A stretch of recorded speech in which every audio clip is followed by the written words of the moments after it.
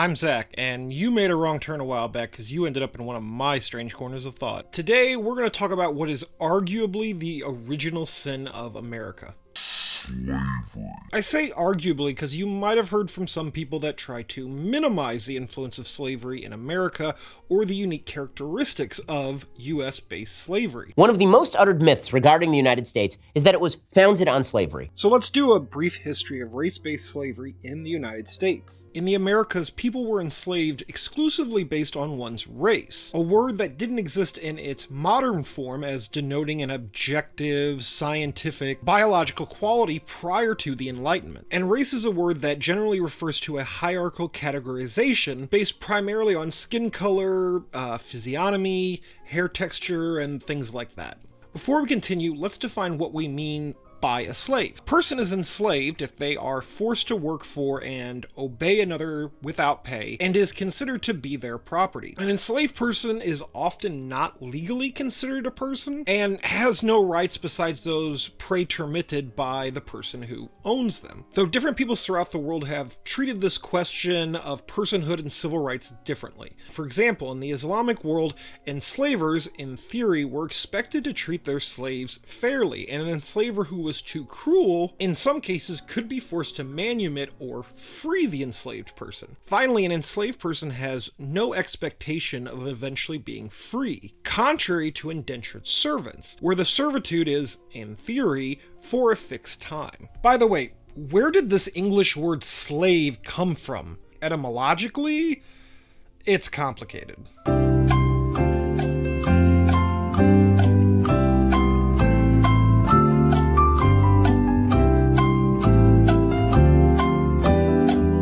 Ancient Greek philosopher Aristotle developed the concept that certain peoples were just naturally ripe for enslavement, and this theory has been used as justification since then. Now, Aristotle's theory of natural slavery did not rely on something like race or physiological characteristics. It was based more on forms of government, certain virtues, and even language. In general, ancient Greece viewed all non-Greeks as inferior, referring to them as barbarians from the Greek word barbaros, i.e. people who babbled or didn't speak Greek. Aristotle thought these virtues were based on a climate model, whereby peoples living in more extreme climates lacked certain virtues than the Greeks did in their climate, which was just right. This was the dominant form of ethnological theory well into the 18th century.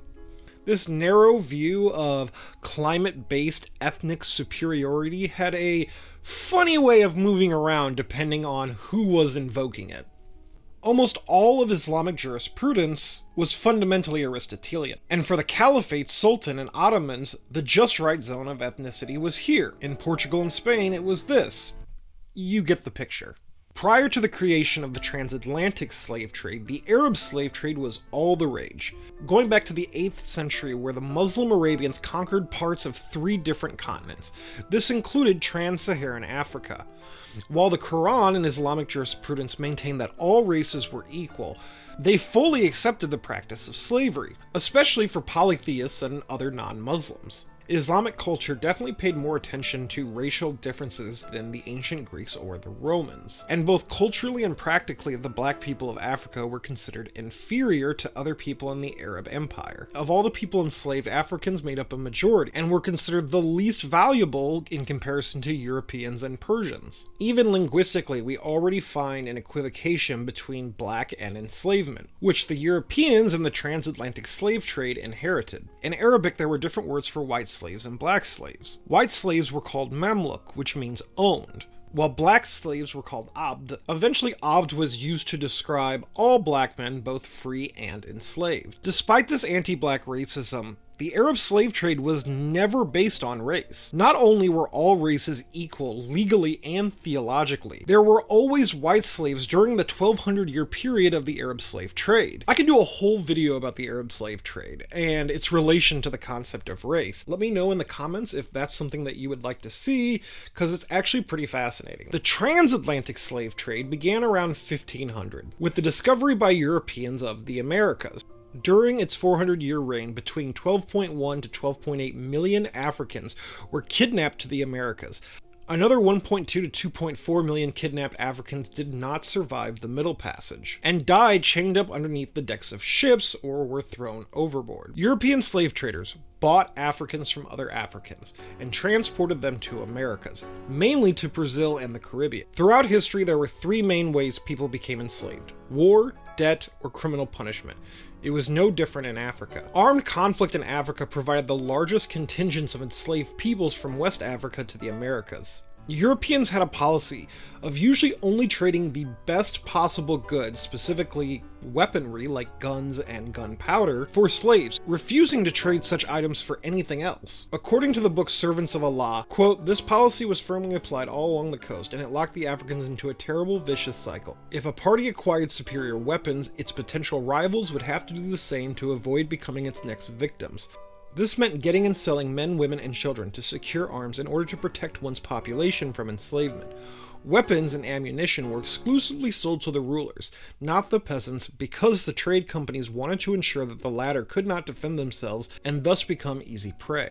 During the 16th and 17th century, terms like whiteness and blackness were still in their infancy throughout Christendom. Categories like English, Spanish, French, Portuguese, Christian, subject, foreigner functioned as exclusionary categories in much the same way that blackness and whiteness would in the 19th and 20th centuries. It was a conflict between these categories in the growing colonial and plantation societies that created the racial concepts that we know today, as these racial concepts became in many cases a more useful form of social hierarchy that protected the interests of the white European capitalist class. Slavery began in colonial North America in the 17th century, and the English, which controlled this territory, were relative newcomers to the slave trade, especially compared to Spain and Portugal. You might have heard that slavery began in colonial North America in 1619. From the moment we were brought here in bondage in 1619. But that's not really true. According to Neil Irvin Painter, the 20 or so Africans were sold and bought as servants for a term of years, and they joined a population consisting largely of European indentured servants, mainly poor people from the British Isles, whom the Virginia Company of London had transported and sold into servitude. Africans brought across the Atlantic were enslaved if sold to Brazil and the Caribbean, but became indentured if they were sold in colonial North America. And this was because the demands of the North American English colonies were fundamentally different than those elsewhere. This distinction between slave and indentured servants is not insignificant. Look at the example of an African man from Angola named Antonio, who was sold not into slavery but into indentured servitude in 1621. In the 1630s, his servitude was over, and he was declared a free Negro, taking the name Anthony Johnson. Johnson bought his own land and his own indentured servants. In the 1650s, one of Johnson's own indentured servants, John Kaser, claimed his servitude had expired 7 years prior, and Johnson was illegally holding him. Kaser later entered into an indentured servant contract with Johnson's neighbor, Robert Parker, but Johnson sued Parker. In 1655, a court ruled in favor of Johnson. It was the first time in the 13 North American colonies that a court ruled that a person who had committed no crime could be held in servitude for life. Both the enslaved person and his owner were black. Yet this non-racial aspect of slavery wouldn't last long.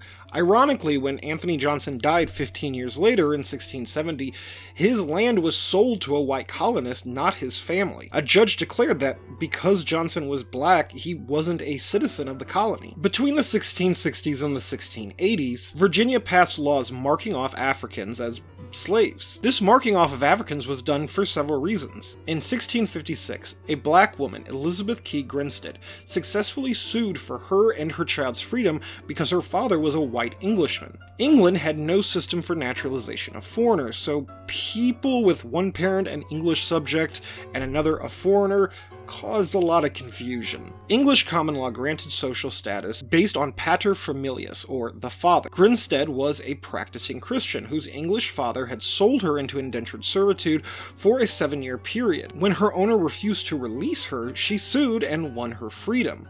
After this, and other such cases, in 1662 Virginia nipped that problem in the bud. A law was passed stating that the status of a child, i.e. their status as a white English subject or black foreigners, descended from their mother, what is called partus sequitur ventrum. which is Latin for that which is born, follows the womb.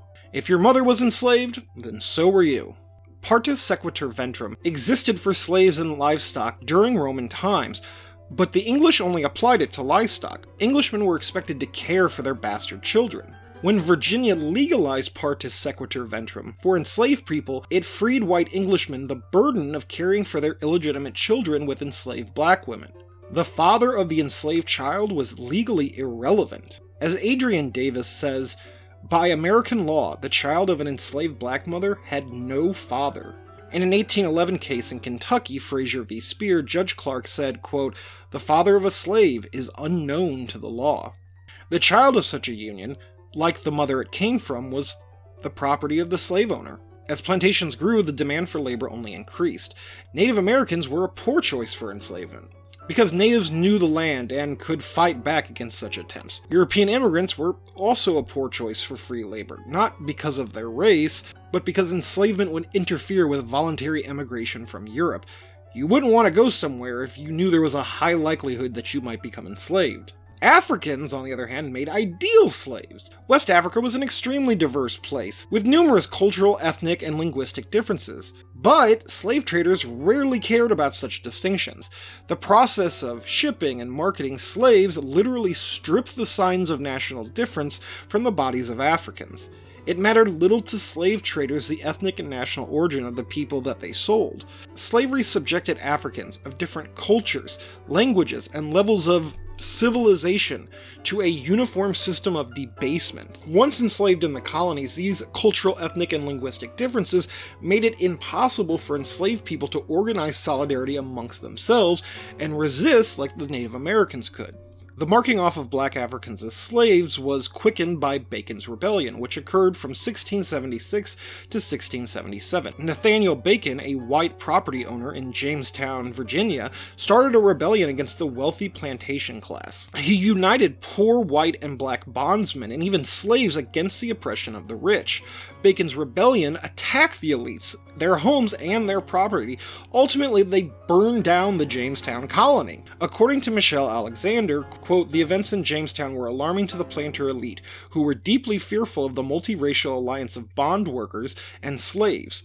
Word of Bacon's rebellion spread far and wide, and several more uprisings of a similar type followed." By the 18th century, slavery was clearly racially divided. You never had to free enslaved black people within the racial hierarchy that had developed, and the fact that they couldn't speak English upon arrival made it impossible to form solidarity with poor whites.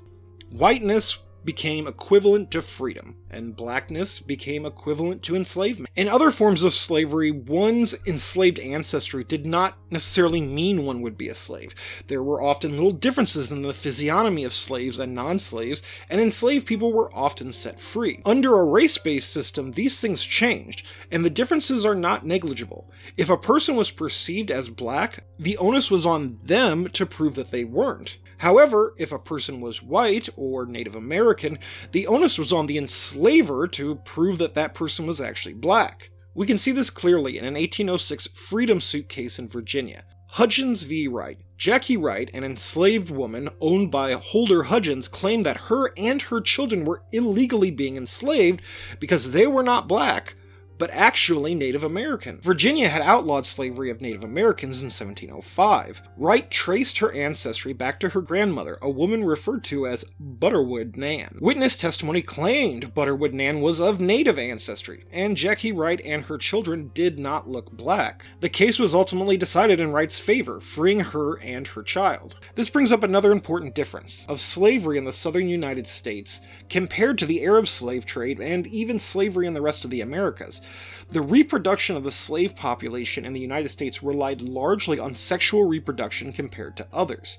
The overwhelming majority of Africans brought across the Atlantic were sent to Brazil and the Caribbean. Yet natural reproduction did not sustain the enslaved population there because of higher ratios of men to women, low fertility rates, and extreme mortality rates. The Arab slave trade also could not rely on natural reproduction for a number of reasons. One, a fair proportion of male slaves were castrated and imported as eunuchs. In fact, they were actually considered more valuable as eunuchs, and In case you're unaware, this made sexual reproduction very difficult. 2. Many slaves rose to positions of prominence within the military and were then freed. 3. In general, casual mating was not permitted, and marriage between slaves was not encouraged. And 4. There was a high death toll among the slaves simply from disease, since they often came from very far away. The Arab slave trade largely relied on raiding and slave trading on the frontier of the Islamic empires. Again, this is completely different in the United States. Despite having the lowest influx of new slaves from Africa, by 1825, 17 years after the United States had prohibited the international slave trade, the United States had the largest slave population of any country in the Americas, with well over a third of the total. There was an advanced sexual economy of enslaved women's reproductive labor in the United States that was not comparable to other forms of slavery we've mentioned. Race is a concept that has continued to exist long after slavery, and still influences the United States today. Ignoring or minimizing slavery's impact on racial hierarchies today amounts to historical revisionism. These days, slavery is generally considered wrong. You really shouldn't do it. In fact, every country on the planet has laws banning slavery. Yet, every country on the planet also has slaves. The most common forms of slavery are sex slavery, either adult or child, and slavery through coercion or fraud. We see this in places like Qatar, where immigrants have their passports taken from them and are just forced to work in inhumane conditions. Slavery returned to Libya thanks to the US and NATO invasion that overthrew Muammar Gaddafi. This was under the administration of President Barack Obama. That's right, America's very first black president brought slavery back to Libya. You also find forced labor in Russia, Communist China, and North Korea. I'll link a good video that talks about a lot of modern forms of slavery and where the numbers are located. And that's why race-based slavery is unique from other forms of slavery. If you like this video, drop a like. If you didn't like this video, subscribe so you can see more videos, leave a comment, feel free to stalk me on Instagram, become a patron on Patreon, however your precious attention self-identifies. And I'll see you the next time you make a wrong turn in one of my strange corners of thought. Bye.